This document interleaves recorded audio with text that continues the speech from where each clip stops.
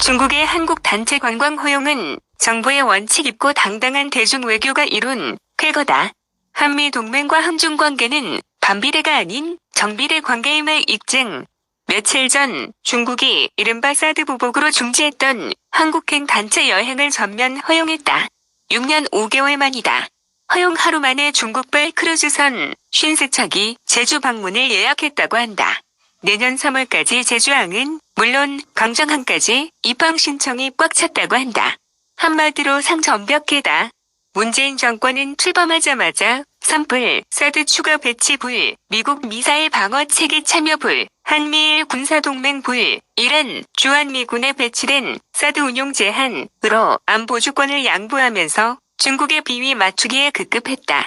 그해 12월 중국을 방문한 문재인 전 대통령은 중국은 높은 산봉우리, 한국은 작은 나라라고 하며 중국에게 낯뜨거운 하청을 했다. 그 결과 돌아온 것은 10기 중 8기의 혼밥, 그리고 중국 경호원의 우리 기자들에 대한 폭행이었다. 당시 중국은 우리의 단체 관광 재개 요구에는 눈도 깜빡하지 않았고 오히려 우리를 소국처럼 대했다. 이명박, 박근혜 정부에선 감히 상상조차 할 수 없었던 중국의 오만한 행동이었다.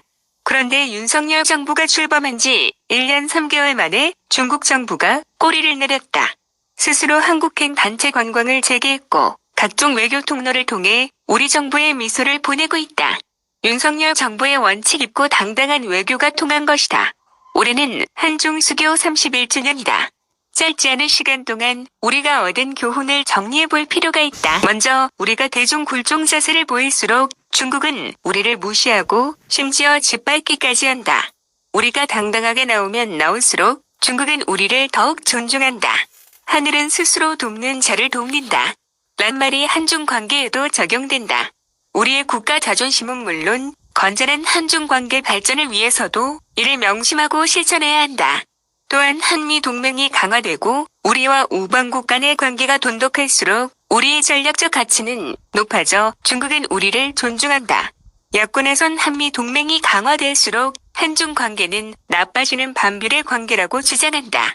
그러나 이는 전형적인 사실, 왜곡, 선동이다. 문재인 정권 때 한미 동맹과 한일 관계는 최악이었다.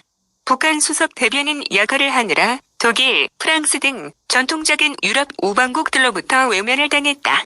그러고도 중국에는 한없이 무시당했고 한중 관계는 수교 이후 최악이었다. 한미 동맹과 한중 관계는 반비례가 아닌 정비례 관계다. 중국의 전략 외교는 늑대처럼 강자엔 약하고 약자엔 강하다. 대한민국은 이제 선진국이고 세계 최강의 한미 동맹뿐만 아니라 선진강대국의 대부분이 우리의 우방국이다. 따라서 우리에겐 중국을 압도할 능력이 있다. 문제는 의지다.